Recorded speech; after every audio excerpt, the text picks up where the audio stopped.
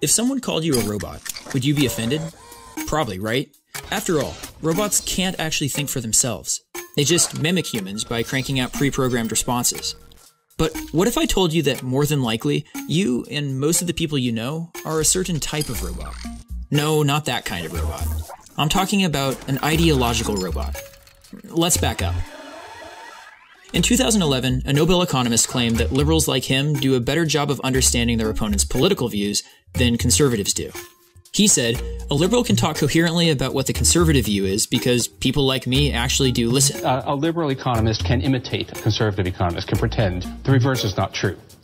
In other words, he was saying that liberals don't just mindlessly reject their opponent's ideas, and they're able to see all sides of an argument, while conservatives unthinkingly misrepresent the views they don't like. Whether or not conservatives or liberals are better at understanding their opponents isn't something we're going to tackle in this video. But it's an interesting question, and it's one that got George Mason professor Bryan Caplan thinking.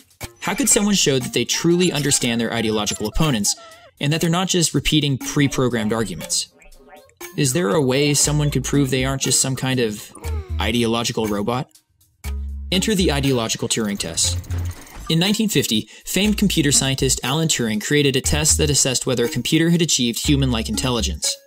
In 2011, Professor Caplan wrote about an idea he called the ideological Turing test, a way of testing a person's ability to genuinely understand their opponent's political views.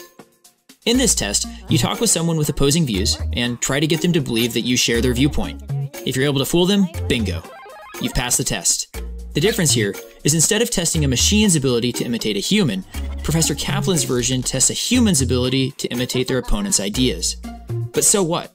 Well, consider all the bad ideas in the span of human history. Consider that most of the people at the time thought they were doing the right thing. Now consider all the bad ideas that are still dominant today, and that statistically, you're probably contributing to the survival of some of those bad ideas. When the old steel trap in here has made up its mind, there's no turning back. Anyone who wants to help make a better world needs to be able to discern good ideas from bad ones, to imagine the possibility that you could be wrong, and honestly consider other viewpoints. After all, it's pretty easy to think your opponents are stupid, evil, or even crazy when you're making up bad arguments for them. But what if you're forced to make their strongest arguments? It just might put your own beliefs to the test. The philosopher John Stuart Mill once said, "He who knows only his own side of the case knows little of that." And Mill's right. If you don't understand the views you disagree with, then you've likely never put your own views to the test. And when you ignore or misrepresent opposing views, chances are you're not looking for the truth. The human mind is biased, and yours is no exception, but there are real ways you can defy that bias. So, whenever you're about to write off your opponent's views, give yourself a mini ideological Turing test. See if you can describe their beliefs in a way that you can honestly tell yourself they'd accept.